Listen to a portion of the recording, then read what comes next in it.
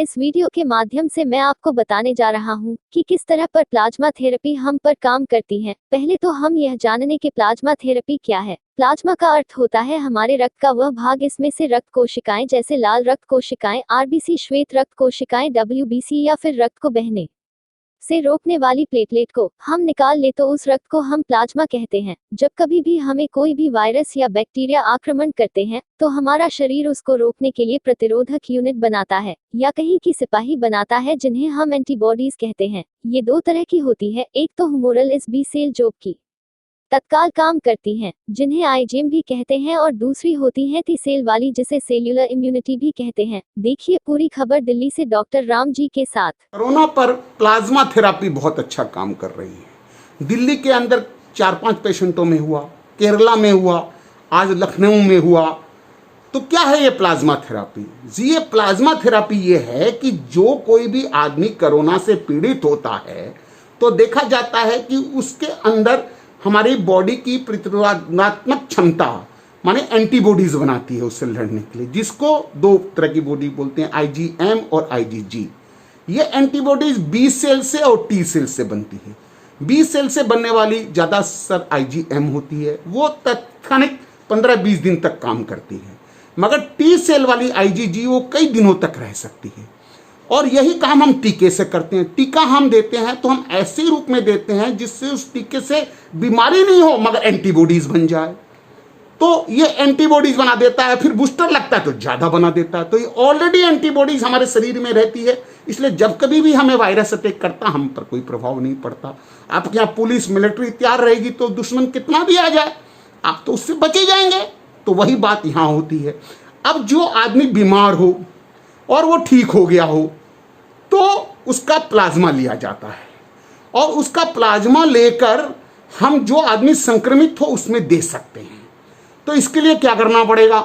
सरकार अपने लेवल में काम करे। सरकार कितना काम करेगी उसके बढ़िया भी मैं आपको एक वेबसाइट बता रहा हूं, और जिस वेबसाइट ने पूरे अमेरिका में बहुत बड़ा काम किया है, और वो लोग, उसका नाम है सेवा इंटरनेशनल, सेवा कोविड प्लाज्मा.org, सेवा कोविड प्लाज्मा.org या सेवा इंटरनेशनल के वेबसाइट पर आप चल जाएं।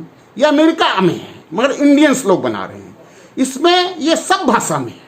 जो भी कोरोना से संक्रमित व्यक्ति ठीक होकर आया है वो अपना रजिस्ट्रेशन यहाँ करवा दे, और जो भी पीड़ित व्यक्ति हैं उसके परिवार के लोग अपना रजिस्ट्रेशन यहाँ करवा दें।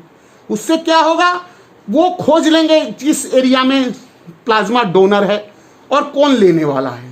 तो इसलिए जिसको भी अफेक्टेड आदमी हुआ, वो जो ठीक हो गया है, वो सेवा इंटरनेशनल को बोलेगा साहब मैं देना चाहता हूँ। ये एक पुण्य का काम है। एक तरह से उसका ब्लड निकाला जाएगा और उस ब्लड में से ब्लड को, आरबीसी को हटा के उसके प्लाज्मा को, मतलब डब्ल्यूबीसी आरबीसी को सेपरेट करके जो अंश रस बच जाता है उसको प्लाज्मा कहते हैं।